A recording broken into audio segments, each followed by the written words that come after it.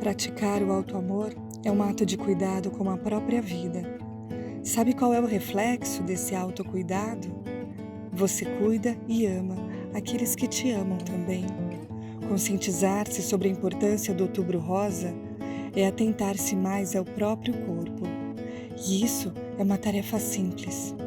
Quanto mais cedo for o diagnóstico, maiores serão as chances de cura. Faça exames regularmente e fique sempre por dentro de tudo o que acontece com o seu corpo.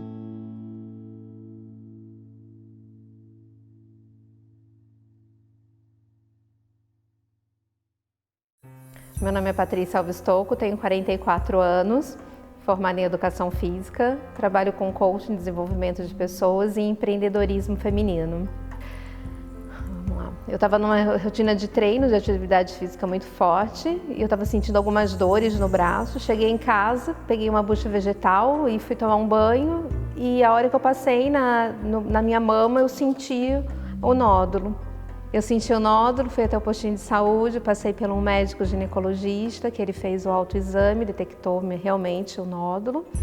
Aí eu fui encaminhada para estar fazendo o exame. Primeiro eu fiz a mamografia, depois eu fiz a ultrassonografia e posteriormente eu fiz a biópsia, que é retirada no material, para verificar se o nódulo, se o material era benigno ou maligno. Quando eu fui na consulta com a mastologista para ela me dar o resultado do exame, foi bem complicado até chegar o dia da consulta. Quando ela me deu a resposta, eu entrei em choque. Parecia que eu não estava entendendo o que ela estava falando. Aí eu pedi para ela um tempo para eu respirar, respirei, aí ela me explicou todo o que tinha, o grau, como que eu ia ser o tratamento. Eu demorei um pouco para contar para a família, depois que eu fui diagnosticada, porque eu não sabia como eu ia contar para a família, porque eu fui o primeiro caso na família com câncer de mama. E isso não é uma notícia que você dá facilmente para a família. Então eu pedi ajuda do meu cunhado, que é psicólogo, para ele me ajudar, para ver como que eu ia contar para minha família esse diagnóstico. Depois que eu contei o diagnóstico para minha família, eles me apoiaram. E é muito importante o apoio da família, principalmente nesse primeiro momento de descoberta de diagnóstico. Eu estava trabalhando quando eu recebi diagnóstico e eu tive que parar, dar uma pausa no meu trabalho para me reorganizar, porque é uma nova rotina, né? Você tem rotina de exames, rotina de tratamento, então você tem que readequar a sua vida. E eu tive que desacelerar um pouco o meu ritmo de trabalho, sim. A minha percepção de vida depois do diagnóstico, acho que ela ficou mais forte. Que a minha intenção, eu já vinha há algum tempo trabalhando no meu autoconhecimento, procurar meu propósito de vida, e receber o diagnóstico só fortaleceu o que eu estava em busca, que era o meu autoconhecimento. Depois que eu recebi o diagnóstico, eu falo que o diagnóstico foi um professor para mim. Ele me ensinou muita lição, muitas coisas. E eu sou uma outra mulher depois disso. Me despertou vários insights, vários projetos que eu tinha guardados. Eu comecei, estou desenvolvendo eles.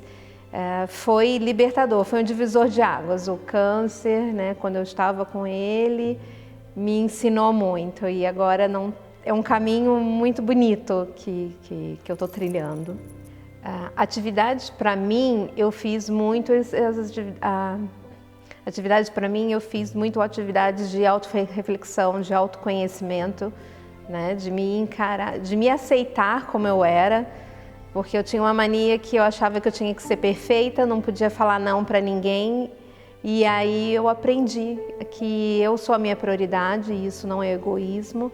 Eu aprendi a falar não para os outros e não tem problema a gente delimitar, colocar limites.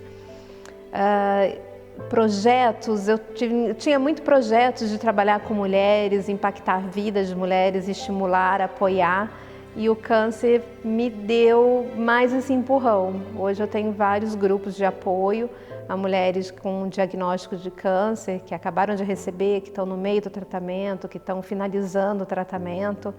Então, isso foi muito bom, porque eu estou realizando esses projetos na área de saúde, de qualidade de vida, empreendedorismo. Foi muito interessante que assim que eu recebi o diagnóstico, né, saí do consultório médico, eu comecei a chorar, desabei, eu estava sozinha e eu entrei naquela coisa assim, por que comigo, de uma revolta, de uma raiva muito grande e chorei uns 2 minutos desesperada e eu falei, o que eu vou fazer? Eu vou morrer, porque um diagnóstico de câncer você acha que você vai morrer, é uma sentença de morte, pelo contrário, é uma sentença de vida, é uma nova vida. E eu lembro que eu estava sentada lá no consultório, na cadeira do consultório, brava, e por que comigo, né? Por que comigo? E me veio, de repente, me veio uma brisa, isso até me arrepia, me veio uma brisa e me veio uma calma. E essa calma falou, por que não com você? Desculpa, gente. E foi ali que eu entendi que aquilo ia ser um divisor de águas, ia ser um ensinamento. E é ali que eu percebi que a espiritualidade estava mais forte do que nunca próxima a mim. Foi ela que falou para mim, né? Por que não com você? E a gente está com você. É a hora de você lutar por você, viver por você. A Patrícia antes era uma mulher amedrontada, eu não confiava em mim, eu não tinha coragem. Eu tinha coragem pelos outros, eu lutava pelos outros.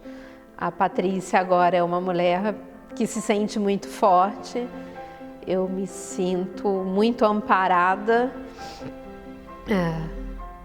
Como que eu sou hoje? Nossa, eu me vejo uma fortaleza. Eu me vejo uma fortaleza por tudo que eu passei e eu sei que eu passei isso tudo porque eu tive uma espiritualidade muito forte perto de mim, me ajudando, cada dia mais me fortalecendo. Teve dias de muita luta, mas teve muitos dias de glória, os dias que eu estava acamada, que eu não conseguia levantar, me vinha aquela sensação e aquela palavra, calma, descansa, que isso vai passar. E foi o que me fortaleceu, tanto que aqui, né? Amor e fé é a minha base. Eu vivencio a espiritualidade desde o primeiro segundo que eu acordo. Eu faço a minha oração matinal, eu pego meu copo de água e peço para a espiritualidade frutificar a água para eu começar aquele dia. Peço bênção para eu começar o meu dia. Em todos os momentos assim que eu paro, eu tento pelo menos umas 3 vezes por dia parar, fazer uma oração, agradecer o meu dia e pedir proteção, discernimento, orientação para minhas atitudes, para os meus passos, principalmente porque eu estou envolvida com muitas mulheres que estão recebendo o diagnóstico, estão fazendo tratamento. E para que eu fale, aconselhe eles, apoiem ela com uma palavra de conselho, de incentivo. A mensagem que eu deixo para todas as mulheres que estão recebendo o diagnóstico, estão no meio do processo, estão no final do tratamento, olhem para si, se respeitem. Eu acho que é isso. Olhem para si, se respeitem e saibam colocar limites na vida e sejam a sua prioridade. A gente tem que aprender a ser a nossa prioridade. Tratamento, a gente recebe muitas medicações, cada organismo responde de um jeito, mas geralmente o cabelo cai e aquilo é um momento que a gente não se reconhece no espelho, a queda do cabelo. Mas eu acho que o que mais me impactou foi quando a minha sobrancelha e os meus cílios também caíram. Então eu não tinha cabelo, não tinha sobrancelha e não tinha cílios e eu não me reconhecia no espelho. Foi um momento que foi a maior provação para mim, porque eu não queria ver ninguém, eu não me reconhecia, eu não queria ver ninguém. E aí foi nesse momento que acho que foi a virada da chave, que eu aprendi a ver a minha essência, o que eu era de verdade. E aí depois daquilo foi fluindo, o tratamento foi fluindo. Era o momento que eu tinha que me ver no espelho, reconhecer a minha força interior e não a exterior, não a estética, e sim a força do espírito, da natureza. Durante o tratamento, no início do tratamento, eu fiz bastante atividade física, que isso faz muita importância, é muito importante no processo, ajuda a diminuir os efeitos colaterais. No final da quimioterapia, eu tive que parar minha atividade física porque eu tive uma alergia a um medicamento, então eu tive como se eles falam, uma asma por causa do medicamento, então eu tive que parar. Então eu fiz quimioterapia vermelha, fiz a branca, a cirurgia, a radioterapia e a vacina, que ela evita que o câncer volte. O que eu faço por mim? Hoje eu estou fazendo meditação, estou voltando à atividade física, quero fazer dança, eu quero fazer tudo que eu possa fazer em relação ao corpo. Mas principalmente eu quero amar o meu corpo, aceitar ele e amar ele do jeito que ele é. Não na estética, mas um amor de essência. Quando eu me vi careca, sem sobrancelha e sem cílios, foi um momento muito complicado porque eu não me reconhecia.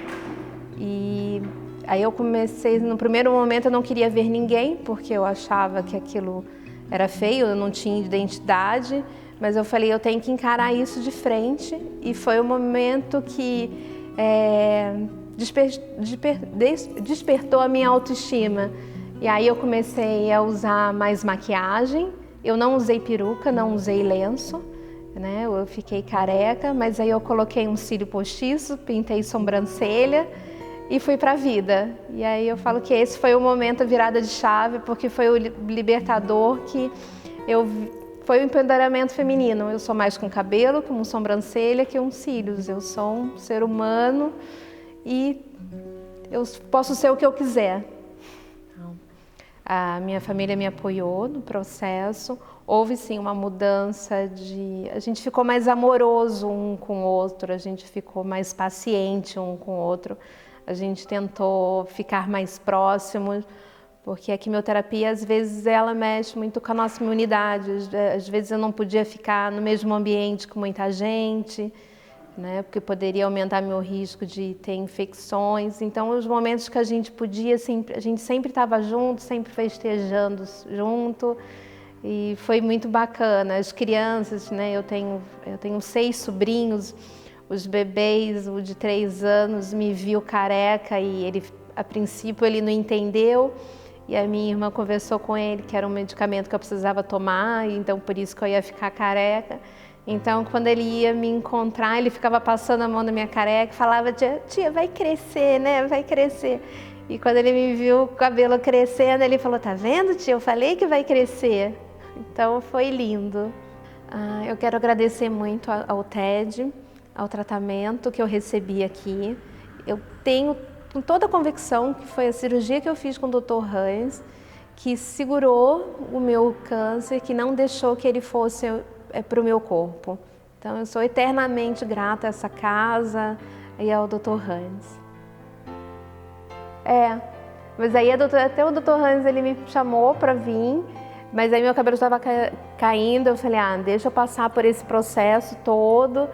E aí depois eu acho que eu fiz mais uma cirurgia, e aí ele fica, sempre que eu venho aqui ele me puxa a orelha, né? Depois da pandemia ainda não vim, ele tem que me puxar a orelha. Mas foi a cirurgia que segurou, com certeza, porque você faz a biópsia ela cutuca, né, o câncer, e a hora que você cutuca, ele machuca, né, ele fica agredido. Então a reação dele é ele crescer, e ele duplica, em um mês ele duplica, triplica. E onde ele estava localizado era na dobrinha do sutiã, então você faz muito atrito. E o meu tratamento não começava, infelizmente. A gente tem uma lei de 60 dias para começar o tratamento, mas infelizmente não é respeitada. Mas a cirurgia do Dr. Hans foi a que segurou ele, porque ele estava muito próximo a gente fala os linfonodos, né, que são os nossos protetores, né, da linfa toda do corpo. Então, eu acho que se não fosse a cirurgia, ele teria ali pego os linfonodos e passado todo para a corrente do corpo e teria dado metástase. Então, foi a cirurgia que segurou ele ali, encapsulou ele, como se fala. Um recado que eu gostaria de deixar para todo mundo. Vamos aprender a nos olhar, nos tocar, ter carinho com nós mesmos.